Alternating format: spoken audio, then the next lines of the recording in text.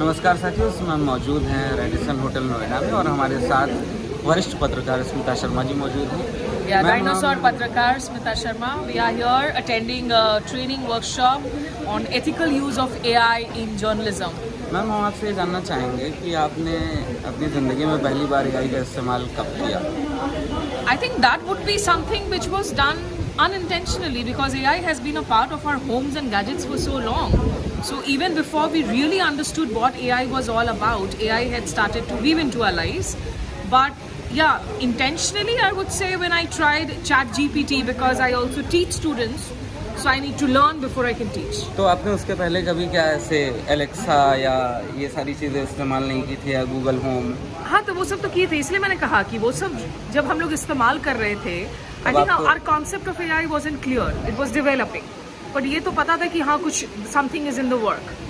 So Siri, every time we have been using Siri or Alexa, a couple of years back. Now people are much more aware of what is really AI inside our homes. What about you? आप कितना use कर रहे हो? आप तो बहुत सारी चीजें करते हो. तो आधा जीवन हमारा AI पे ही चल रहा है ना. हाँ. दूसरी चीज़ हम आपसे जानना चाहते हैं कि आपको क्या ऐसा लगा कि आपको ये वर्कशॉप अटेंड करने की आवश्यकता है? Well, because सबसे पहली तो बात यही है कि I like making inform choices. I am not a fan of AI.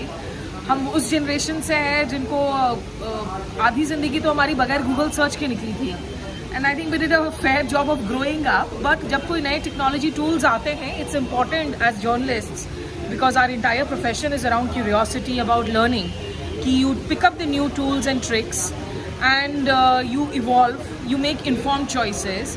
Plus if I am talking to students every day, if I am teaching a class, तो उसके लिए ज़रूरी हो जाता है कि मैं कम से कम स्टूडेंट्स को भले ये कहूँ कि एट द मोमेंट आप अपने ग्रे सेल्स का इस्तेमाल करें, लेकिन AI क्या है, AI को कैसे इस्तेमाल कर सकते हैं बेहतर करने के लिए. और स्किल सेट सीखेंगे नहीं तो जैसा everybody has been saying, AI will not take away your jobs.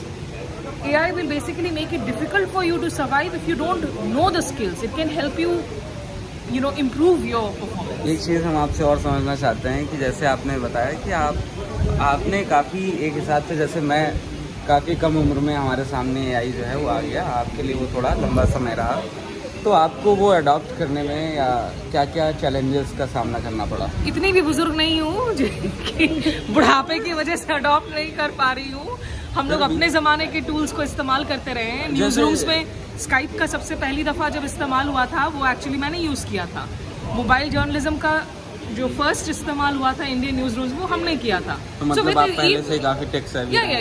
you have to stay upgraded. I think upskilling is a part of our job, more so as storytellers, because you need to keep upskilling. तो दिक्कत होती है. अब मुझे gadgets का, हमारी attention span कम हो रही है, हम इतनी ज़िंदगी अपनी सोशल मीडिया पर बिता रहे हैं, हमारी रीडिंग कम हो रही है. AI can make people lazy, which I don't want to. मतलब आप अपने दिमाग का इस्तेमाल किए बगैर सारी नोट्स AI से जनरेट कर लें, उसी को ऐसे में बना लें, कंटेंट प्लेजराइज कर लें. It's not healthy for your grey cells. बस एक आखिरी चीज़ हम आपसे जानना चाहते हैं कि आपको क्या लगता है कि जैसे आपने मणिपुर कवर किया, आपने 7th इलेक्शंस कवर किया, आपने काफ़ी सेंसिटिव टॉपिक्स भी कवर किए हैं, तो ऐसे समय में जब लोग टेक्नोलॉजी का इस्तेमाल कहीं ना कहीं प्रोपेगेंडा और फेक न्यूज़ और अपने हिसाब से चीज़ों को मोल्ड करने के लिए कर रहे हैं, ऐसे समय में क्या आपको लगता है कि AI के यूज़ को रेगुलेट करने की आवश्यकता है या नहीं?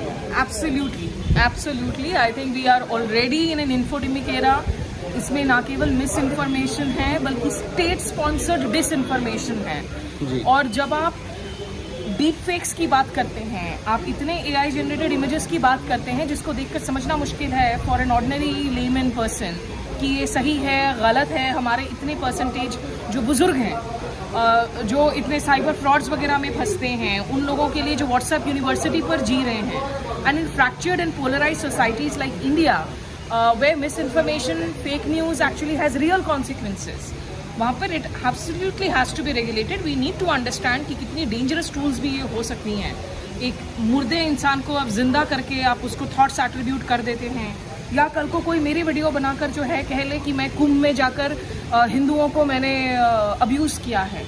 एक डीप फेक वीडियो, जब तक मेरे पास वो वेयर विदॉल नहीं है, मैं जब तक वो लीगल केस फाइट करूंगी वो उसके फाइट करने के लिए पैसे भी शायद ना हो, तब तक I may already have a mob that may come to my house and attack me. So there are physical, real world consequences of the social world technology that is being used. So I think we definitely need regulation. जी, तो कहने का मतलब ये है कि AI का इस्तेमाल सकारात्मक तरीके से किया जाना चाहिए और हम खुद भी उसका किस तरीके से इस्तेमाल करते हैं हमें काफ़ी सचेत रहने की आवश्यकता है। बहुत बहुत शुक्रिया मैम हमें समय देने के लिए। थैंक यू प्रभात। और आप जैसे युवाओं की ज़रूरत है who keep their minds open, because technology in its history, entire history has always been a double-edged sword. तो उसको दोनों तरह से इस्तेमाल किया जा सकता है, but it doesn't mean that you completely either believe it blindly or you ignore it completely. Ji It has to be about you learning about it and keeping yourself upgraded. जी, बहुत बहुत शुक्रिया। Thank you so much. Bye guys.